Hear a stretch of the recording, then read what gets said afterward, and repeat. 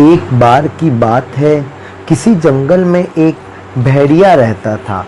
यह बहुत दुष्ट और कपटी स्वभाव का था, परंतु वह अपने गुरु के सामने बहुत ही सीधा और भोला बनकर रहता था। उसने अपने गुरु से सभी प्रकार की विद्याएं ले ली थी।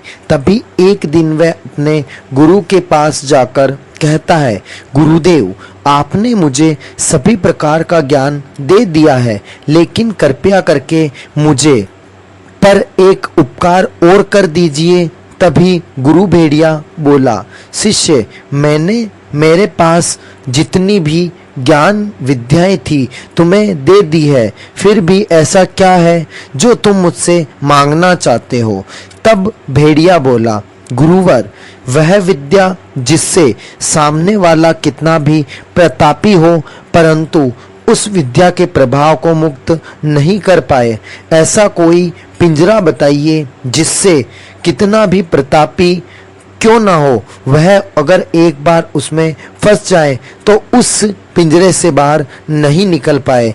तब गुरु बोला, शिष्य, इस विद्या का प्रयोग मैंने संपूर्ण जीवन में नहीं किया है, परंतु फिर भी मुझे तुम पर पूर्ण भरोसा है कि तुम इसका दुरुपयोग नहीं करोगे। मैं तुम्हें अवश्य ही ये शिक्षा भी प्रदान करूंगा।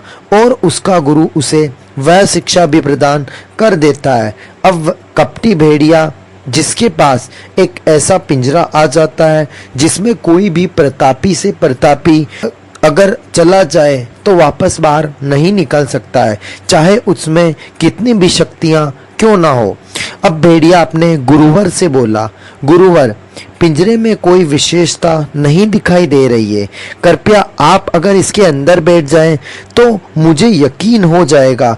इसीलिए केवल परीक्षा के लिए गुरुदेव आप इसके अंदर प्रवेश कीजिए। भेड़िया गुरु बोलता है, कैसी बातें कर रहे हो? तभी भेड़िया बोला, सिर्फ परीक्षा के लिए गुरुदेव, सिर्फ परीक्षा के लिए आप इस पिंजरे में प्रवेश कीजिए। तभी गुरु बहुत ही सीधे स्वभाव का था, इसीलिए और उसे अपने शिष्य पर पूर्ण विश्वास था, इसीलिए वह उस पिंजरे के अंदर चला जाता है। जैसे ही उसका गुरु उसके अंदर गया, तभी उस कपटी भेड़िए ने उसका दरवाजा बंद कर दिया।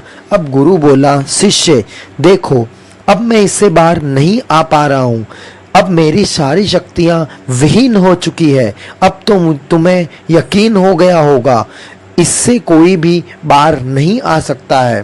कपटी शिष्य बोला, हाँ गुरुदेव, मुझे आपकी पूर्ण विद्या पर भरोसा था, इसीलिए ही तो मैंने आपसे इस तरीके की विद्या का प्रयोग करके इस तरीके का पिंजरा तैयार करवाया था। गुरु बोला, शिष्य, चलो अब मुझे इससे बाहर निकालो।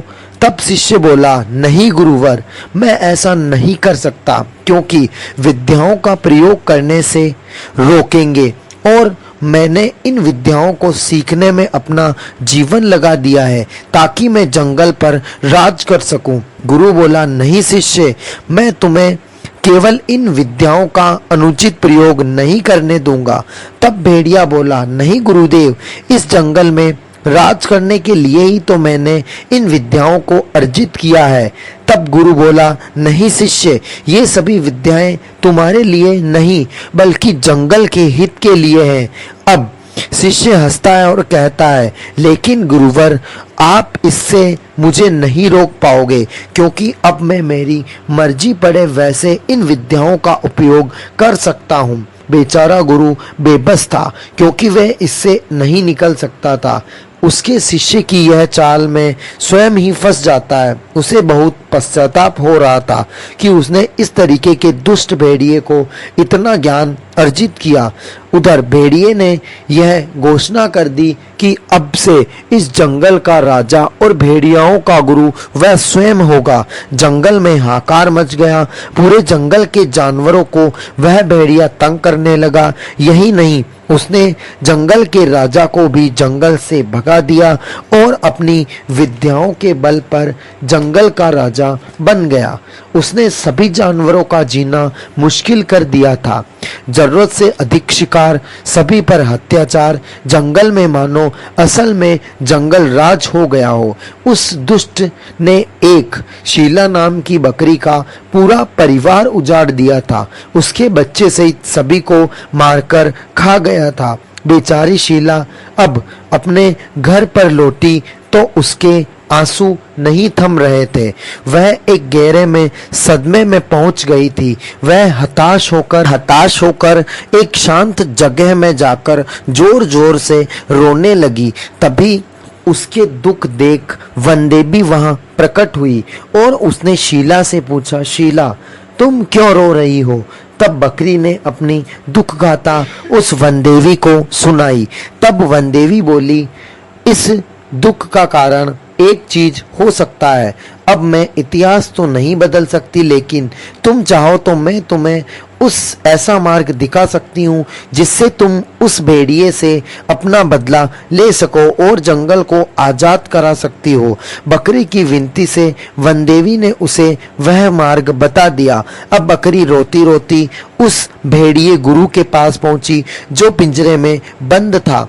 वह उनसे कहती है, गुरुदेव, वनदेवी ने मुझे आपके पास आने की सलाह दी थी, मेरी मदद कीजिए। मैं गुरुदेव बोले, बेटी मैं चाहकर भी तुम्हारी मदद नहीं कर सकता हूँ, लेकिन तुम यदि शिरोमणि पर्वत पर जाकर जादुई लाल फूल तोड़कर मुझे दे दो तो मैं इस पिंजरे से मुक्त हो जाऊंगा और फिर मैं तुम्हारी मदद कर पाऊंगा। लेकिन उस दुष्ट ने वहां कड़ा पहरा लगा रखा है, तुम उनसे नहीं बच पाओगी।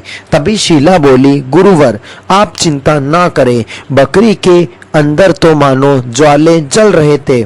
मैं उस दुष्ट के पाप का साम्राज्य नष्ट करने के लिए आप अपनी जान भी दांव पर लगाने के लिए तैयार हूँ। बकरी गुरुदेव के आशीर्वाद लेकर उस शिरोमणि पर्वत की ओर चली जाती है। वह सभी भेड़ियों को चकमा देकर उस शिरोमणि पर्वत के शिखर पर पहुंच जाती है। जैसे ही वह उस लाल फूल को तोड़ने वाली होती है, तभी एक आवाज आई, ठहरो, इसे केवल वही तोड़ सकता है जिसका हृदय पवित्र हो। तभी बकरी अपने अंदर झांकती है, उसे कोई भी बुरा काम याद नहीं आता है। तभी वह उस फूल को तोड़ लेती है। वैसे ही वह उस फूल को तोड़ती है, तभी रोशनी तेज प्रकट होती है और उस भेड़िए का गुरु आजाद हो जाता है जो कि उस जादुई पिंजरे में बंद था और उस बकरी में अपार शक्तियां समावित हो जाती है। अब गुरुदेव के आदेश अनुसार बकरी जंगली जानवरों के साथ मिलकर भेड़िए से युद्ध की रणबेरी बजा देती है। सभी के सहयोग से बकरी ने भेड़िए की सेना को पराजित कर दिया और उस भेड़िए की शक्तियां बकरी की पवित्र शक्तियों के सामने नहीं टिक पाई और वह बुरी मौत मारा गया। अब जंगल में पुनः शांति का माहौल बन गया।